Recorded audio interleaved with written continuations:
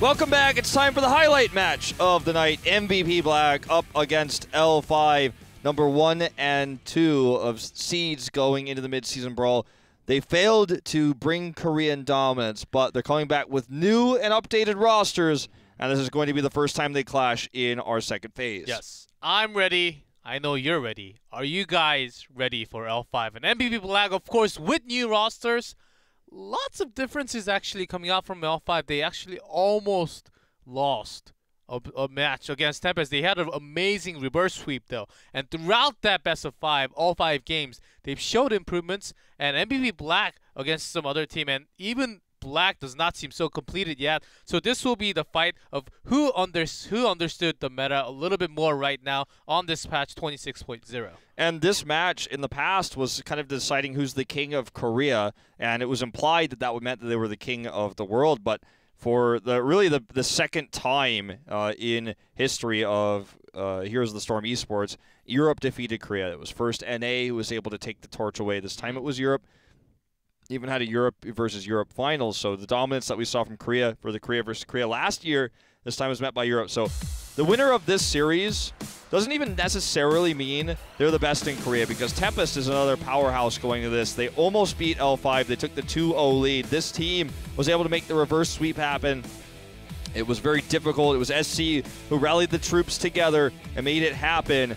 So I feel like the end of the season, the first part, and we go into the Eastern Clash, that's going to be the sickest, most exciting part to see which one of these teams is really on top. We still just don't know yet, and even the winner of this doesn't necessarily mean they're the best in Korea. Yep, even Tempest and Mighty seems very strong, but here's a new roster. If this is your first time, SDE and of course Hooligan, the tank without Noblesse and Nachojin, they are having a lot of pressure. We could also feel that in game number 1 and 2 coming in when they were having their first match, and this is of course with the first weekend break.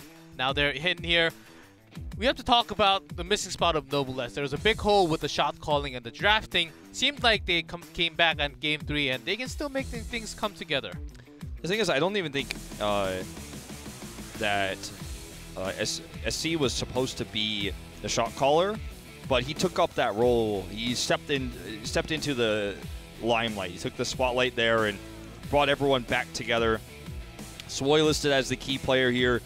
Hard to make a direct distinction on this team, but he definitely made a lot of super plays with the Twilight Dreams going into their previous match. Was played just yesterday, or 2 days ago, sorry.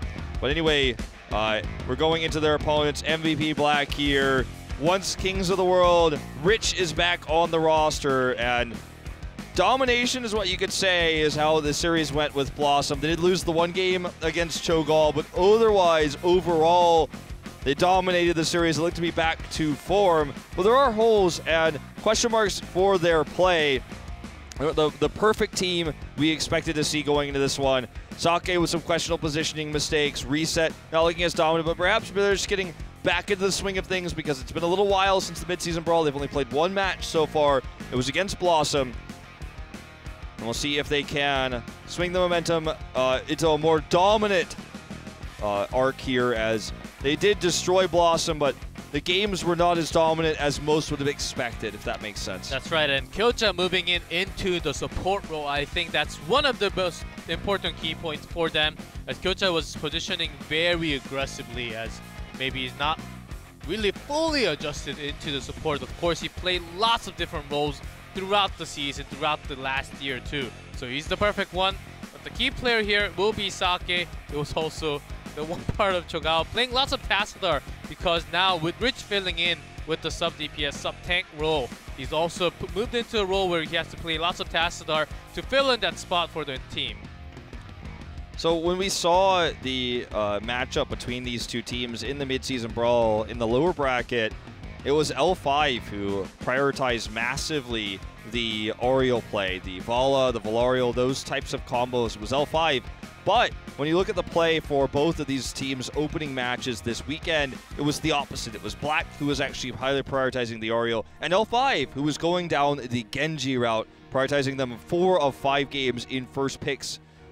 When left available, they were snatching it up immediately. Here are our map bans. It's Tomb and Warhead Junction for L5 and MVP Black, respectively. And our first map will be Dragonshire That is the map pick of L5. And L5 will be looking forward to all those macro plays. Of course, the support war seems to be the very important question for both teams as we go into the draft very soon. Dragonshire is often dominated by macro. In terms of macro, slightly L5 still has the lead, I think, because what they've shown so far, and they basically came back with the macro play against Tempest, so I think they have an upper hand. I'll give you that, except for Cursed Hollow. And on this map, I think that they're the better macro team, better rotations to control these shrines. So MVP Black will immediately ban the Oriole. So that was something they prioritized a lot in their draft against Blossom. And they know that L5 used it to destroy them in the mid-season brawl. So no shocker that that is removed. Uther will be banned away by L5, leaving Black with the opportunity to pick between the Genji and the Anubarak. The Genji has been the one that L5 has been prioritizing more, and they take it away immediately. Heard from lots of the scrims, even the Chinese teams are banning supports from the very beginning, both Uther and Ariel. Maybe this is a result from all the scrims against the Chinese teams, but both teams banning the top two supports from the beginning, leaving everything open. Dehaka, Anubarak, Genji of course taken already. There's also Malthael for the very strong solo laner. Yeah, that's something that I think we'll see a little bit down the road. The Anubarak pick doesn't feel as strong when Uther's already removed, but definitely the top tier one that you want here.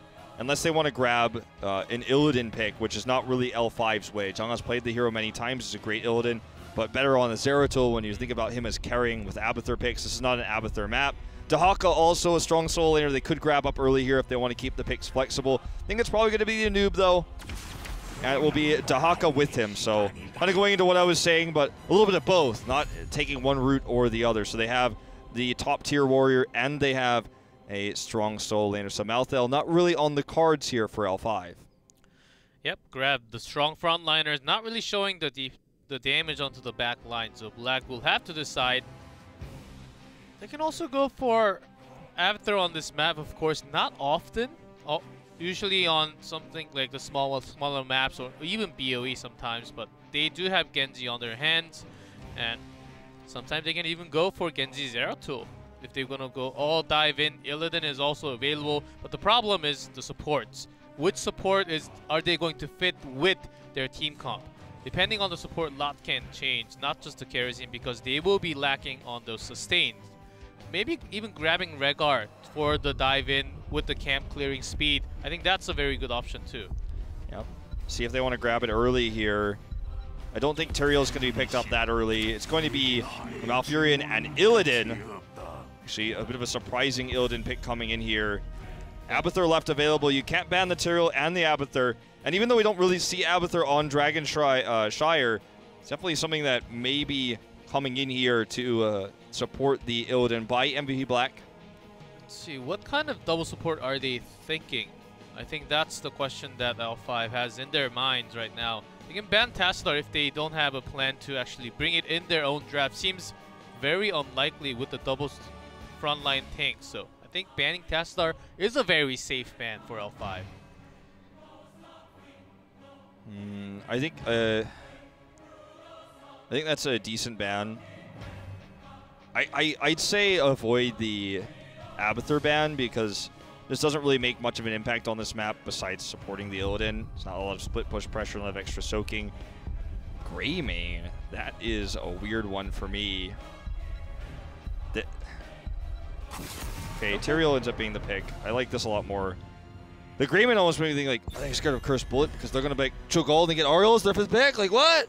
I think they were just hovering something. Just having the play. Tyrael, of course, so good with the dive, with the sanctification for the protection. So there's a good ban coming out from L5. But Black, they have no idea what's coming up for L5 right now. I think Rehgar is the safest ban because they took the Malfurion already. Rehgar is going to allow them to steal camps, which L5 is known to do on this map. With the Rehgar, you can get the faster Bruiser camp, you can steal the Siege camp, you can evade it, the neutral camp, fast clear time. These are reasons why Rehgar is so strong here. You could consider the Greymane ban too. He serves similar roles. because we could see L5 drafted the Gray main Tassadar maybe. But it's going to be Tassadar who they ban instead. An interesting move here. They must know something I don't, because that one was not the one I was looking at, because it doesn't pair with anything that's available besides the Gray main. So you weaken the Gray main pick here instead of banning him outright. I think they want to go all in aggressive when they dive in. They want to look for the kills. They don't want them to have the extra layer of protection when they focus onto the perfect target. So that's the Tassadar ban happening. Because a lot of the supports are already removed. Rehgar seems very likely. Rehgar, Tassadar, okay. Both very okay on this map. So I think they went for the Tassadar ban instead. But now L5, they have to show what they are made of. Maybe they will not even go towards Gray main because we don't know what, and to save it for the last spot because we don't know what kind of tanks that. Okay, instead it's Tychus, so less likely Gray main, and they still need the support. I think they'll just try to react a little bit with the support. I still think it's going to be Rehgar. Black, are they going to commit to the Abathur here? Tassadar, they banned it, so they don't have anything else to protect the Illidan. Uther's gone, obviously. Are we going to even see like a Zarya? Maybe, but unlikely. It feels like with the Tyrael being removed and Black banning the Tassadar, they've kind of drafted themselves into a little bit of a corner here for secondary support, for protection of the Illidan. Medivh is not a terrible choice. Very rare to see Medivh used with Illidan. And it's not that Illidan has to have a secondary support, but he's just half the man he would be if he doesn't have it. You can also provide more dive and also the safety exit for all the diving ones. Gray main actually taking with the stitches here. I feel like this is a weak draft. You have double range DPS with Illidan. You very dive heavy but no protection. Only Malfurion who has no burst heals and no protection. This is going to be about picks with the Stitches Malfurion, and it's going to be about Twilight Dreams. With a good Twilight Dream, the Dragon Blade, and Illidan diving in Gray main, then you win those fights. If the Twilight Dream isn't good, then you are really going to struggle. And nice. Brightwing is making waves today. Emerald Wind is going to be the way, the all-in dive with the burst damage Stitches. They're looking for picks, and Emerald Wind will save them. That's what L5 is looking for. Brightwing really making an appearance against the dive comps today. Well, here we go, guys. This is going to be the heavy dive. The Twilight Dream is going to have to be real. Emerald Wind is going to make this a very difficult fight on the side of MVP Black. Remember, this is L5's map pick. They have the global into Haka. They have that split push. We'll see if they can make it work as we go into game number 1 between these two titans.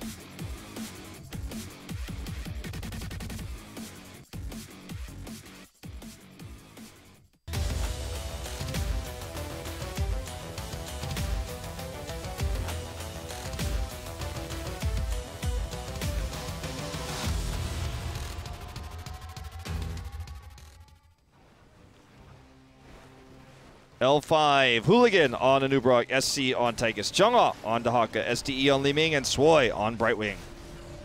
전투 시작까지 10초 남았다. And MVP Black. Reset on Genji, Sake on Gray main, Kyocha on Malfurion, Rich on Illidan, Tist on Stitches.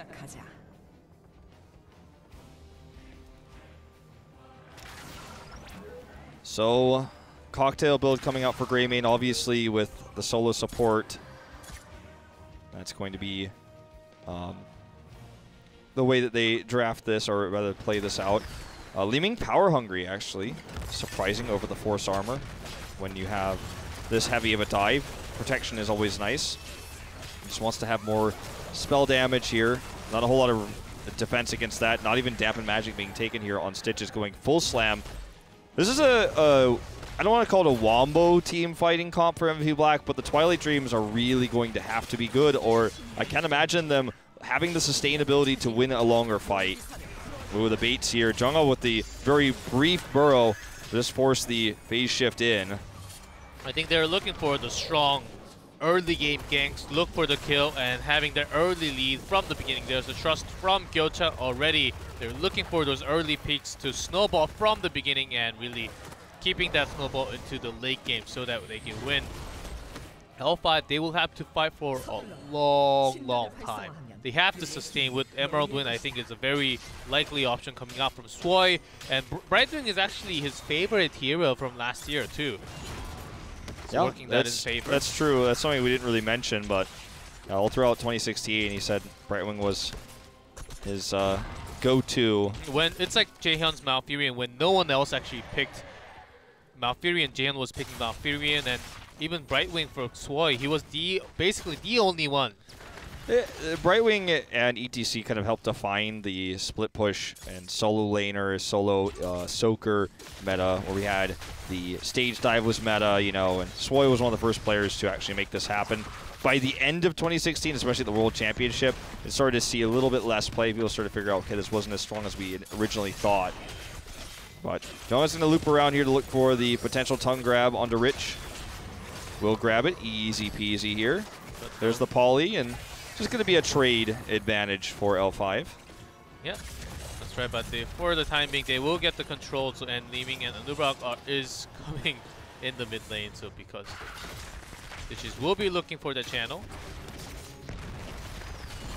This is a very passive early game, as no teams are really making mistakes of any kind. As we see the committed hook and root here, Kyocha tosses the root out. Unfortunately, doesn't hit the mark. SC is able to use this time to sneak in and grab this temple, or not temple, shrine. Knows that it's pretty risky with Greymane missing on the map, walks away. But they will try to take the top. This is going to be potentially a brief moment where Black controls both, as Rich goes for the solo camp here. As L5 was taking these siege giants, it was a window of time where he could get away with that, while they also were taking both temples. So as you can see, Genji's channeling it right now. Reset's going to have it in just a second. Oh, just barely denied by Jungha. So they're going to use these siege giants to pressure hard this bot lane. They have to go towards the macro wave. If they get dove and ganked and get killed, that will be the disastrous situation for Black. So they will be looking for those kills, and even Haka has to be careful on that top lane. Yeah, he's been having some phenomenal grabs, though. The tongue grabs here have really turned around this matchup for him. He's struggling now, and Swoi comes up to assist because of the Bruiser camp that was sold by Rich just a moment ago. But now they have the freedom to force them back, grab this shrine. And in fact, the bottom shrine will be taken too. This is going to be a brief channel on the side of L5. With 4 mid here for Black, though, unleashing the Dragon Knight is going to be a different challenge altogether until the collapse comes in. Brightwing just used her phase shift, so I don't think has it available. Should have it soon. But even Peekaboo, that's a little questionable talent choice at 4. I guess when they are in the middle, not in the lane, they want to reveal all the areas, so making sure they know where Stitches is, so they can defend against the hooks incoming from the blind spots. That's exactly why this is chosen. So this is going to just be safe play. And Swoi himself will be dove here with the wall down, and this cannon towers are out of ammunition, because it's basically been Rich eating it every time with the tongue grabs. Well, this matchup in the top lane, which really became a 2v2 for quite some time, was obviously won by MVP Black. SC is just going to sit here and do damage to Tist, who is willing to eat it. It's going to cost him his life. There's a teleport gank coming in. That's off cooldown now. That makes it the double with the polymorph coming in. No respect here by Tist. Perhaps he was trying to bait something in, but Rich was definitely not there. Had the fight gone longer, Rich would have gotten more value off of the split push. It's still going to be decent for him. He does finish off the wall, but not respecting that Tychus DPS and the fact that the rotation was going to come in. The stuns, the poly. Sake just barely gets out here too. Ooh, without that root, I think SCSC could have done the last bit of damage. They are storming this with those first few kills. And L5 taking the lead with those kills now. It seems like, no, not in time. They are coming for the drag. Hook misses. Going for SDE for the kill. Anubarak for the defense. And here comes Brightwing also. So teleport in, reset. Dives away there using his cyber agility. So yet again, the channel, but not the unleash for L5. So just too many members of Black in the mid lane, as this game is dead even. Structure lead for Black because of the top lane push, but with the kills and some of the extra soaking that happened in mid, L5 keeps the EXP pretty much dead even. In fact, they've got about like an 8% lead right now. Okay, here's the commitment up here, though. Jungha may have to consume Essence here to survive. Gets the tongue grab yet again. That is going to be the slow on to reset, but the deflection is going to help nearly finish off Swoy. The autos are going to get it. STE does not have enough to get the kill. He uses isolation here as they get 10 to make this a 1-for-1. Will they get more? The Cocoon comes down as well. Cocoon comes down and target seems to be on Kyocha. Twilight Dream for the defense, but Twilight, it's very low. It's actually a 1-for-1 kill. Sake doing tons of damage, but here comes Liming from the other side. Getting messy here. Hooligan is going to be the next target to fall. Sake with just too much DPS. And that was dirty. 2 for 2 when the dust settles. The top lane, again, controlled by Rich. Jungha will take the bot using Brush Stock here to stop the channel of the Dragon Knight. And that was really an aggressive dive coming in. Jungha has been on fire with the tongue grabs, though. And it makes you question some of the moves we've been seeing from Rich. The deflection that we saw coming in, though, from Reset was really what secured the kill. Nice burrow there, too. Laser Dragon Drill from Taika's. When they dive in, they want to do as much as damage possible. I think that's the way that Taika's wants to go. Isolation well used, and Jungha is just playing with fire today on the Haka. Yeah. And here's the hunt onto Taika's. There's the drill for the defense. Actually, Cleanse too, and here's the amazing Cocoon coming in. Rich is out of the fight for that entire time. Now finds himself polymorphed here. That's part of the reason why the Brightwing pick happened, but still, it brought enough space here for MVP Black to go ahead and grab this Dragon Knight. Will it be worth it in the end, though, if they lose too many members? Kyocha does not have Ice Block. Does escape here. The kick comes in, and that puts the wrong side of the map here for Anubrock. Can't help to peel here for L5. That's the double here as Swoy goes down first. There's a triple. Rich over the wall. I almost thought the Haka would come out of my screen here. That was crazy, and Dragon Knight making it work. Look at Rich just playing.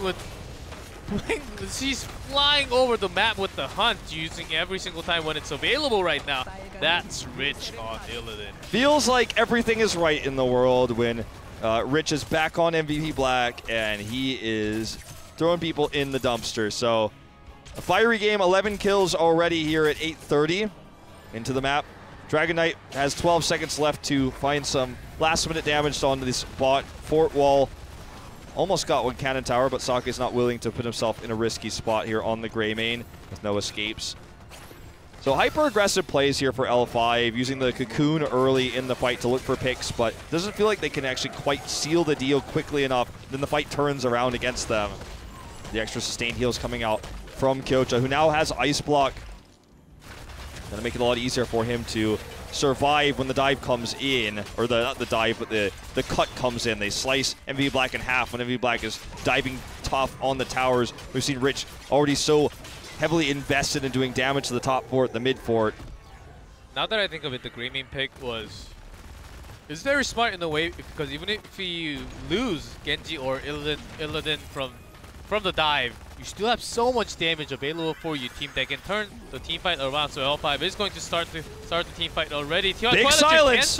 Oh, it was going to be so good here. That would have won the fight for them. These are the Twilight Dreams that they need to win the fight. But Reset gets resets. He's getting the double. God. Still, even without the silence, now he still has it. He might use it here. He gets dragged. He might use it right after he comes out. The Ice Block is here. There's the Twilight Dream. Says thank and you another reset here for resets. Another reset for Reset. This keeps happening. He plays heroes that only have resets like Li Ming and That was the best Genji I've ever seen. That was crazy coming out from Reset, and this entire time, that was 4v5, and Rich just staying on top like that. MVP Black is back, guys. They are back. They are the bad boys in the house. L5 seems like they're having a super tough time right now. Bad to the bone. The Twilight Dream canceled there. Still the maximum value out of the Dragon Blade. The cocktail damage. There's just so much DPS here. And when you only have Brightwing as your healer, sure, she does a lot of amount of AoE healing that built into it. But actually, they did not build into it. I thought they took it at level 1. I looked back at it. Nope, went into the teleport instead. But anyways, the point is, the bottom line is, the healing is not enough for the burst damage that's coming out from the triple DPS here of MVP Black. And this is going to be another Unleashed Dragon Knight. Rich is here. No one to deny this. And It's a big win here. You have the Twilight Dream, you have the Bile as well to slow targets down, get that extra damage done. And this is just a dominant performance here from Black. Yeah, Hooligan diving in does not help L5 because it makes his entire back line so far away from Anubarak actually has to come for defense even. Well, he just get Curse Bulleted as well, and then it will have such a low health pool when MV Black turns on him. It gets disastrous. The Twilight Dream, had that gone off, it would have been even more one-sided fight. The second one was good. Probably a mistake to tongue grab the Kyocha there, who has the ice block available. Here's another tongue grab, speaking of which, but it's just going to delay the inevitable. This is going to be the first keep of the game, going over to MVP Black. Yeah, look at the positioning of Rich, not Rich and Reset. They're looking for the kill, and look at the damage that SDE barely survived. I don't even know how, but he did at the end. Yeah, without any dominance resets there, I'm not 100% sure either how he got out of that one, but we just see another tongue grab here onto Sake, the isolation as well. Soy survives here just barely. The damage was real, that was crazy. Yeah, they were going to get out of here alive, not able to get the second keep. Very aggressive play from MVP Black, but the defense was really well played by L5. And this is the level of play that I've been waiting to see in this tournament. This is what we've always come to expect from the top-tier Korean teams. Oh, I'm just lost in words. When Illidan goes in, takes all the damage, get the aggro, that's the time Greymane goes in, does some damage when he's about to lose, just E out, and then Genji dives in for the kill, possibly looking for the kill, and if he cannot, just use all the deflect and just swift strike out. It's perfect! And it's very easy to say it, but they're making it come true on your screen. Yeah, you just witness it. It's harder executed than said, for sure. Easier said than done, as they say. So he's making it happen. We've been impressed by resets Genji all season long, and this is no exception. Getting the kill here with the hunt onto Tychus. That's the double onto Anubarak. Looks like L5 has just fallen apart here. The early game they played decent. MVP Black always had their number in the top lane though. It's hard to argue against the rich Illidan pick coming out for MVP Black. Another pick here, this time onto Jungha, and it looks like MVP Black is going to end this game there on the core. No way out for L5, and MVP Black is going to be the first to take a point on the scoreboard in this best of 5. They look scary today. They have really ironed everything perfectly against L5 as they actually dropped the map against Blossom, which was quite unexpected. They want to bring this 3-0 out of all, and L5 looks quite puzzled after game number 1. In Black's series against Blossom, they did not play any Illidan outside of game number 1. It was on Dragonshire that they played the hero yet again. That was where they took the first point onto the scoreboard in that series. But it was L5 actually who had Tempest targeting ban Illidan against them. But against Miracle, already teams had learned, I need to be target banning the Illidan. We saw Mighty doing it. That's so right. This is something that I think may evolve into this series. L5 may just remove the Illidan. But it's scary when you don't have... Most people don't consider Illidan to be an S-tier hero. He's almost there right now. He's not a permaban hero. He needs a lot of different tools to work with. S-tier heroes are heroes like Anubarak or Uther, with no matter what you build into your comp, he's going to be good. Genji as well. And when you have to put Illidan into the first ban, that unlocks other opportunities for Black to have those other top-tier heroes. They can get the Anubarak more often. They can get the Uther more often if you have to ban the Illidan. So it's sad and frustrating when you do have to start considering that Illidan ban, but it's just a win for Black in every way. And also, with that win, I think they will go into the second pick, and very likely, and they can grab 2 this time, not just Illidan. And from the support, they've been removing support so often, but this time I think there will be a change. As you mentioned, if they ban Illidan, they can leave all the supports open, grab that Uther, grab Ariel. Maybe we'll see the Cho'Gath Ariel once more coming out from MVP Black.